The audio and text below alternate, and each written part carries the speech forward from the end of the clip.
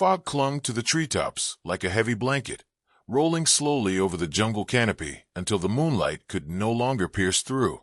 The night was alive with insects and the rustle of unseen creatures, but for SEAL Team Bravo, those natural sounds were overshadowed by something far more dangerous: the muffled footsteps of enemy fighters tightening their circle. Every minute the noose drew closer.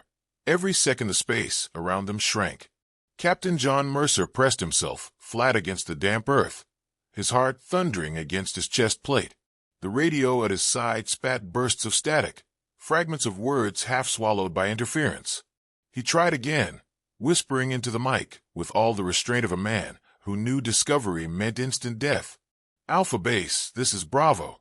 We're surrounded. Numbers are far beyond estimates. No way out."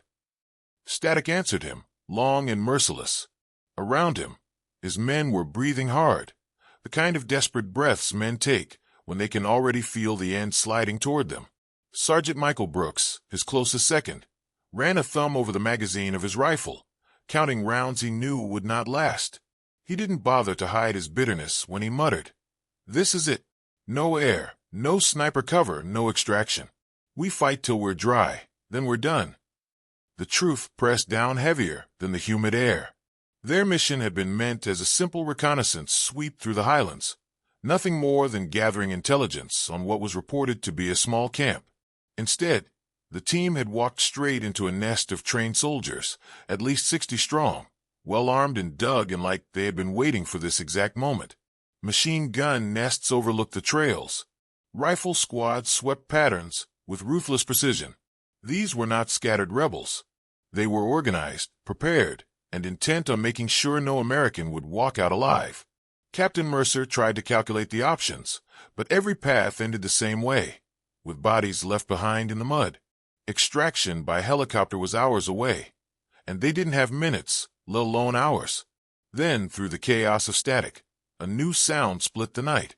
A single rifle shot, sharp and exact, echoing through the trees. Every man in Bravo froze. 50 meters away, the enemy commander, who had been directing squads with hand signals, dropped where he stood, a neat hole through his forehead. Confusion rippled through the hostile fighters. For a moment, the jungle went still, the kind of silence that comes when death walks in unannounced. Brooks blinked, stunned. "What the hell?" Before anyone could answer, the radio crackled again, this time not with static but with a steady female voice. Calm, precise, as though she were immune to the fear pressing down on every other soul in the jungle. "Bravo team, you have overwatch. Call your marks." The men exchanged looks. No sniper had been assigned to support them. Whoever this was, she wasn't on their roster, wasn't cleared, wasn't even supposed to exist. Yet before Mercer could demand identification, another shot rang out. A fighter hidden behind a log 200 meters away toppled without a sound. One by one, gunmen fell from unseen angles. The mysterious shooter never missed, never wasted a round. Every shot was perfectly measured, perfectly placed. And somehow, impossibly, the sniper was tracking Bravo's movements, firing only when it kept the team alive. "Holy hell!" Brooks whispered, peering into the darkness. "Whoever she is, she's saving our skins." The radio clicked again. "Bravo, move north to grid 147-298. Clear fields of fire. Go now." Mercer hesitated. Accepting orders from an unknown voice violated every rule he had ever learned. Yet staying meant certain death.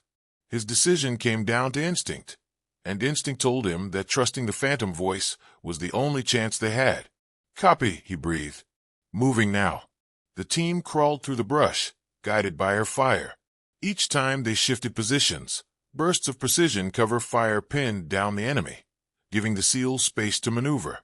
It was as if the unseen sniper had rehearsed this dance with them 1,000 times. Minutes bled into a quarter hour, then longer. Gunfire rattled in controlled bursts, never frantic, never wild. Enemy squads broke apart, their discipline crumbling under the invisible assault. By the time Bravo reached the coordinates given, the jungle was littered with bodies. More than 50 enemy fighters lay dead, the survivors retreating in terror from an opponent they could not see. At last, silence settled. The forest, once brimming with danger, now seemed to hold its breath. "Bravo." The voice came again, soft but certain. "Extraction is clear. Hold position. Bird inbound in 20. Mercer stared into the canopy, searching for their savior, but there was nothing, only shadows and shifting leaves. "Unknown sniper," he said into the mic, his tone firm. "Identify yourself. Who cleared your mission?" A pause. Static hummed for a long beat. Then she answered with words that would haunt them long after. "Sometimes clearance comes after, not before." The line went dead. When the sound of rotor blades finally cut through the air, Bravo gathered their wounded and prepared to move. Brooks cast one last look into the jungle, his voice quiet but heavy. "Whoever she was, she just pulled us back from hell." Mercer said nothing. His eyes swept across the killing fields, studying the impossibly clean shots, the precision that had saved them. He didn't know her name, didn't know her face, but one truth carved itself into his mind. Whoever that shadow was, she was the reason they were alive. Fort Ridgeway never looked quiet, yet somehow it always felt that way. Trucks rumbled across gravel, Marines shouted cadence during drills, and radios barked constant orders. But beneath the noise, certain figures moved almost unseen. Among them was Staff Sergeant Sophia Morales, a woman many noticed only when they had to, and even then, they rarely looked twice. At 29, Sophia stood just over 5'4", black hair tied back into a tight regulation bun, lean frame built more for endurance than intimidation. She was not the kind of Marine who dominated a room. Her eyes, however, dark, patient, unblinking, absorbed everything around her without ever revealing what she thought. In a world where size, swagger, and booming voices carved reputations, Sophia was often dismissed. A lieutenant named Robert Harrington liked to quip within earshot. "Morales can hit targets on paper, sure, but sniping isn't about math. It's about presence. It's about fear. And she doesn't have that." Young corporals eager to impress, like Victor Alvarez, would nod and laugh along. "Exactly. A real sniper makes enemies terrified. Morales? She's like a tag-along who happens to aim straight." Sophia never rose to the bait. She never snapped back or demanded credit. Instead, she let their words slide past her like rain against glass. She had learned long ago that no insult could prove or disprove skill. Only actions carried weight. While most Marines spent evenings in the enlisted club, swapping exaggerated war stories and boasting about shots taken in training, Sophia stayed in the weather station. She charted humidity, barometric pressure, wind shear, even how temperature altered powder burn in cartridges. Her notebook was battered and full, packed with calculations and ballistic adjustments. To her peers, it looked like overthinking. Private Ethan Wallace once asked during a field exercise, "Why do you bother with all that science stuff, Morales? Point, shoot, hit. Isn't that the job?" Before she could answer, Alvarez cut in with a laugh. "She's wasting time. Real snipers trust their gut. She's hiding behind numbers." But then the wind shifted. Gusts came down from the ridge line, bending bullet paths off target. Every shooter missed their marks, every shooter but her. Sophia's calculations accounted for the sudden change, and her round struck dead center as though the wind had never blown. The victory should have earned recognition. Instead, the others brushed it off. "Lucky guess," they muttered. "Anyone could have had it." Her days fell into a rhythm of solitude. She cleaned her rifle alone in the armory, its metal gleaming to a perfection no inspection demanded. She ran breathing drills at midnight, controlling her heartbeat until each pulse slowed into steady rhythm. She memorized maps, studied terrain, rehearsed exfiltration routes no one else had time for. Where others sought camaraderie, she sought mastery. Her personnel file told a different story than the gossip. She held the unofficial record for the longest confirmed hits on base, distances stretching to the edge of her rifle's design capability. She had graduated at the top of advanced courses in desert warfare, jungle survival, and urban combat. She carried level 4 clearance, usually reserved for operatives in classified programs. None of that mattered in the barracks. To the men around her, she was just a small woman forcing her way into a place they thought belonged only to tougher, louder personalities. So when whispers of a reconnaissance mission spread through the compound, and names of snipers for support were posted, Hers was absent. No explanation given, no chance offered. But Sophia did not complain. Instead, she studied the satellite images anyway. She traced sight lines others ignored, marked fallback positions no one bothered with. She treated every mission, even those she wasn't assigned, as if one day she might be the difference between survival and catastrophe. That habit, born of being left out, became her shield. It was the reason that when Bravo team marched into the jungle, believing they faced nothing more than scattered fighters, Sophia already knew the terrain could collapse into a kill box. She had drawn the lines, mapped the angles, rehearsed the contingencies. While her fellow Marines shared drinks that night, Sophia hunched over her maps under fluorescent lights, circling grid references with the patience of a cartographer. She didn't know it yet, but those quiet hours of preparation would soon shape life and death for men who barely remembered her name. Because 18 hours into Bravo's routine sweep, the nightmare began. The camp they expected to be small was, in fact, a staging ground for a fully armed company. Fighters dug in with heavy weapons. Patrols swept with discipline that screamed of training, not luck. Bravo walked into the perfect trap. Pinned in dense jungle, radios hissing, their extraction hours away. The SEALs braced for their last stand. And miles away, hidden among the canopy, Sophia Morales adjusted her scope. She had not been ordered there. Her name was not on any roster. Yet she was present, rifle steady, eyes calm, waiting for the moment to tip the balance. The jungle had become a killing ground. Enemy squads fanned out with ruthless precision, sweeping the forest with thermal imagers that pierced through brush and darkness alike. Every rustle, every faint shift in heat was enough to draw their fire. SEAL Team Bravo pressed into the mud, knowing discovery meant slaughter. Captain John Mercer listened to the crunch of boots approaching. His men had begun to whisper prayers between clenched teeth, each heartbeat loud enough to feel in the soil beneath them. Then the night cracked again, one single shot, perfect, decisive. Through his scope, Mercer saw the enemy commander collapse, struck from a distance that made no sense. The precision was surgical, as though a hand of fate itself had intervened. Silence spread across the jungle. Even the enemy hesitated, scanning shadows with uncertainty. Sergeant Michael Brooks glanced toward Mercer. His voice was low but full of disbelief. "Sir, that wasn't luck. Somebody's out there with us." The radio hissed, then steadied. A calm female voice slipped through the static, like water through stone. "Bravo, Overwatch is active. Call your marks." Every man froze. A sniper. No one had cleared support for this mission. And yet here she was, speaking with the kind of certainty that cut through doubt. Before Mercer could respond, another crack split the air. 200 meters away, a fighter hidden behind a downed tree slumped to the earth. The bullet had come from a height none of their optics could trace. It was as if the shooter moved with the canopy itself. "Holy hell!" Brooks muttered, eyes wide. "She's hunting them like ghosts." The phantom voice returned. "Bravo, move to grid 147-298. Clear fields of fire. Go now." Mercer's mind wrestled with training and instinct. Accepting orders from an unidentified source violated every rule of command. Yet staying meant annihilation. The choice was already made for him. The unknown sniper had tipped the scales. "Copy," he answered finally. "Moving." The team crawled forward, their movement covered by precise bursts of gunfire. Whenever Bravo shifted, enemy fighters trying to flank them fell before they could fire a shot. The mysterious sniper anticipated every danger, firing at angles so varied it seemed impossible for one person to move so fast. Each kill was exact.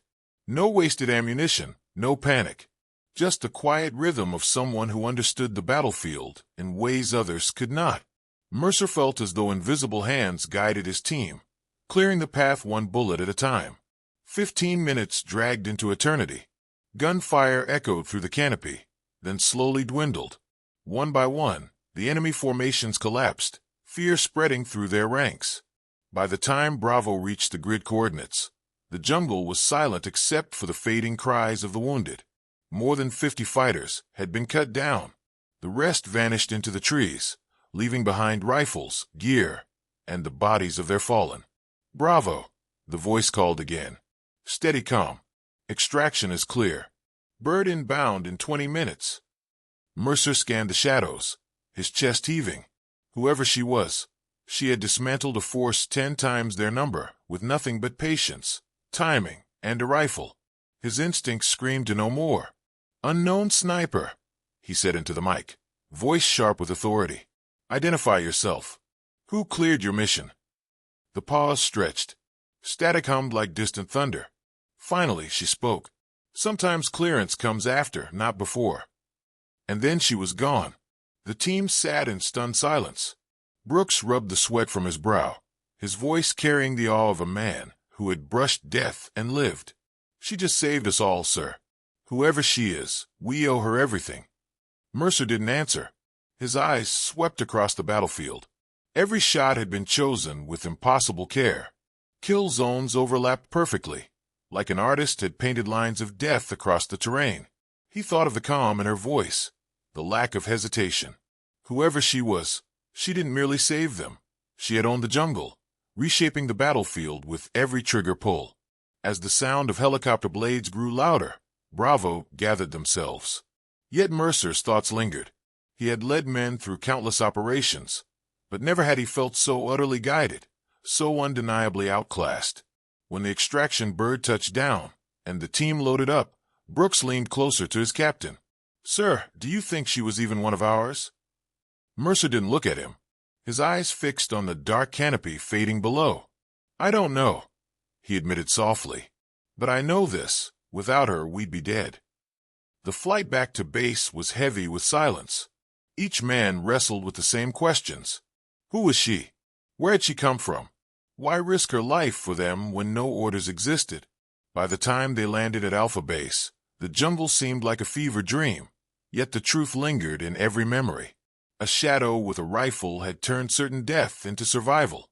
None of them had seen her face. None of them even knew her name. But one fact was inescapable. Somewhere out there, a guardian watched from the dark. The helicopter blade slowed to silence, but the roar inside the men of Bravo had not faded. Every face carried the strain of exhaustion, disbelief, and unspoken fear. They had marched into the jungle expecting a simple mission and walked out of it only because an unseen hand had decided they would. Back at Alpha Base, the team was led not to their barracks, but directly into the briefing room. The walls there were bare, painted in dull gray, the air thick with the hum of fluorescent lights. Captain John Mercer, Sergeant Michael Brooks, and the rest of Bravo dropped into chairs around a long table. None of them spoke. They knew the silence before them was heavy with something larger than debrief reports. Moments later, Colonel Marcus Ellison entered, his posture tight, his expression unreadable. Behind him followed Major Robert Keene, a 30-year veteran with lines carved deep into his weathered face. He carried a thick manila envelope marked with clearance stamps Mercer had never seen before. The room seemed to shrink under the weight of the two men's presence. Ellison began without preamble. "Gentlemen, before we move to the official record, we need to discuss what happened tonight." Mercer leaned forward. "Sir, if you're referring to the sniper who covered us, we assumed she was cleared for the mission." The colonel's expression darkened. "That assumption is what complicates this entire situation." He nodded toward Keene. The major opened the envelope and spread several photographs across the table. Images of a small, dark-haired woman in full camouflage stared back at them. Her figure melted into desert sand, jungle foliage, or mountain stones so seamlessly she appeared almost unreal. In each photo, her rifle rested in positions others would have considered unreachable. "This," Keene said, his voice steady, "is Staff Sergeant Sophia Morales. She is the one who saved your lives tonight." Brooks frowned. "Sir, that doesn't make sense. Morales was discharged almost 2 years ago." Keene nodded grimly. "On paper, yes. She was removed from active duty after an incident during a classified mission in Syria. What isn't written in your files is that she was part of a covert program, an experimental initiative known only as Phantom Operations." The words hung in the air. Even the hum of the lights seemed to pause. Keene continued. "Phantom was designed to train snipers capable of operating where no official asset could exist. Extreme recon, impossible eliminations, weeks behind enemy lines with no support. Morales was the best we ever had. She could vanish into terrain others couldn't crawl through, hit targets beyond ballistic limits, and survive with nothing but her rifle and her discipline. He slid another photograph forward, Sophia rappelling from a helicopter at night over jagged cliffs, her form nearly invisible in the darkness. So why discharge her? Mercer asked, his voice tight with suspicion. Keen's eyes darkened. Because she broke orders. The mission in Syria tasked her to eliminate a high-value target and exfiltrate immediately. But during the operation, she intercepted chatter. 12 Marines were pinned down, written off as expendable. Her instructions were clear. Avoid compromise. Prioritize the main target. She ignored those orders. For 14 hours, she cut down enemy squads from angles that defied logic. She rescued every Marine but missed extraction and survived 6 days alone before rejoining friendlies. The room was silent. Brooks muttered, almost bitterly. So they tossed her aside for saving lives? Not quite, Keen corrected. She was given a choice. Accept a discharge with full benefits and a clean record or face court-martial for refusing orders. She chose discharge, but with one condition, that she could still be called upon when conventional forces weren't an option. Mercer leaned back slowly, the pieces falling together. So we weren't meant to have sniper support, but when the mission collapsed, someone made the call. Exactly, Ellison confirmed. Morales doesn't exist in records anymore. But when lives hang in the balance and no sanctioned option is viable, she appears. Tonight was one of those times. Keen gathered the photographs again, sliding them back into the folder. Understand this, Sophia Morales lives in the gray. No recognition, no official pay, no status. She operates only when the impossible demands her. Mercer studied the faces of his men. They were hardened operators, trained to follow orders and accept losses. Yet every one of them carried the same look now, an understanding that their survival had been bought by someone who asked nothing in return. Finally, Mercer spoke. Sir, why tell us this? Why not let us believe she was standard support? Keen paused at the door, his hand resting against the frame. For the first time, his expression softened, lined not just with years, but with respect. Because that woman risked everything to save you, and she will never be credited for it. The least we can do is make sure the men she rescued know what she gave up to stand there. When the door closed, silence reclaimed the room. Each man of Bravo sat with the weight of knowledge pressing heavier than any mission they had ever carried. Sophia Morales had become more than a soldier, more than a sniper. She was a ghost, there when needed, gone when the world returned to order, her sacrifice unmarked by medals or speeches. And for the first time, they understood the truth of her presence.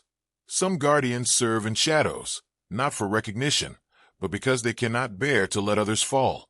Word of what had happened in the jungle did not appear in any official record. Reports written that night made no mention of Sophia Morales, no line acknowledging the unseen guardian who had turned certain death into survival. Yet soldiers talk, and in the corridors of Fort Ridgeway, whispers carry farther than any radio. It began in hushed retellings among Bravo themselves. Captain John Mercer spoke carefully, but with conviction, when others asked how his team had returned. We were finished, he would say, boxed in with no way out. Then a voice came through the static. Calm, steady. She guided us through hell. Sergeant Michael Brooks, less restrained, carried the story with him everywhere. I saw it with my own eyes, he told young recruits. One shot dropped the commander. Then another, then another. Every bullet was perfect. It wasn't luck. It was something else. Whoever she is, she doesn't miss. Soon the name Sophia Morales spread again, not in official channels, but in the private language of warriors who understood the cost of survival. Her legend became a shadow stitched into every retelling of Bravo's nightmare. At first, most dismissed it. Lieutenant Robert Harrington, who had once mocked her small frame and quiet presence, scoffed at the stories. Morales, he asked Keen 3 days later, his voice stripped of its usual swagger. Was I wrong about her? Keen gave no direct answer, only a slow nod that carried both respect and regret. She understood what many of you don't. Being a sniper isn't about intimidation. It's not about making enemies fear you. It's about patience, precision, and silence until the moment lives depend on you. Then you strike, and you vanish. Harrington had no reply. The words hung with the weight of truth he could no longer ignore. Across the sniper corps, the story reshaped doctrine. Instructors began to stress accuracy over bravado. Training no longer praised the loudest or most imposing. Instead, recruits were told, the best sniper is the one you never see, the one you only realize was there when it's too late. Even those who once mocked Sophia began to change. Corporal Victor Alvarez, who had laughed at her obsession with weather charts, was now often found studying wind tables with quiet intensity. She was right, he admitted one evening. Luck doesn't keep you alive. Math does. Among junior snipers, a new phrase emerged during the harshest exercises. When conditions grew impossible, wind too sharp, distance too far, someone would whisper, "What would Morales do?" It became a mantra, a reminder that discipline and patience could overcome the impossible. But her presence reached farther than training. At bases across the world, an unspoken tradition formed. In ready rooms, an empty chair would sit apart from the rest. Sometimes a radio rested there, sometimes a rangefinder, sometimes nothing at all. Soldiers began calling them guardian stations. No one sat in them. No one spoke of them openly. But every operator knew what they meant. Sophia Morales had become a symbol, the unseen protector, the one who carried burdens no report could acknowledge. Months passed, and the whispers grew louder, carried from Ridgeway to outposts across deserts and mountains. Stories of impossible shots, of unseen hands turning defeat into survival, always carried the same signature. No name in the record, no credit in files, but lives saved nonetheless. Then came the mission in Afghanistan. A CIA operative named Daniel Pierce, cover blown, hunted through mountains by more than 100 fighters. Helicopters couldn't reach him. Terrain made rescue teams useless. The situation was hopeless. Colonel Ellison briefed operators with a grim expression. Pierce has 12 hours at most. The range is beyond anything in our arsenal. 3,000 meters through mountain winds. It can't be done. But Keene entered carrying the same worn folder. His face held not warning this time, but something closer to relief. Gentlemen, the rescue will be carried out by assets that officially don't exist. No one said her name. They didn't have to. Every man in that room understood who was being called. 18 hours later, Pierce staggered into Bagram Air Base, battered but alive. In debrief, he spoke of sniper fire, cutting down pursuers from distances he swore were impossible. "I never saw who it was," he said, shaking his head. "But every time they closed in, rounds came from nowhere, like a guardian angel with perfect aim." His words sealed the legend. Operators began calling extreme range shots the Morales line, an unofficial measure for pushing beyond limits. Instructors asked their students, "Do you want to be just a sniper or Morales level, ready to attempt the impossible?" Her story spread not in news articles or medals, but in traditions carried by those who lived in the shadows. Empty chairs in ready rooms. Notes scrawled on walls with coordinates of missions that never happened. Silent nods between soldiers when someone whispered about a guardian in the dark. One night, Mercer walked into his unit's ready room and saw a folded note left on the guardian chair. The coordinates were familiar, the very place Bravo had nearly died. Beneath them were words written in block letters. Some shadows cast light. By morning, the note was gone. He never spoke of it aloud. He didn't need to. Sophia Morales still walked among them, unseen, uncredited, unbound. Her life had been stripped of recognition, yet her presence reshaped everything she touched. She had become proof that true strength does not need an audience, that the greatest guardians protect not for glory, but for the simple chance to bring others home. And across the world, whenever radios crackled and missions collapsed, soldiers still prayed for the same miracle, that in the darkest hour, a calm voice might whisper through the static, steady, fearless, unseen. "I see them. Hold on a second.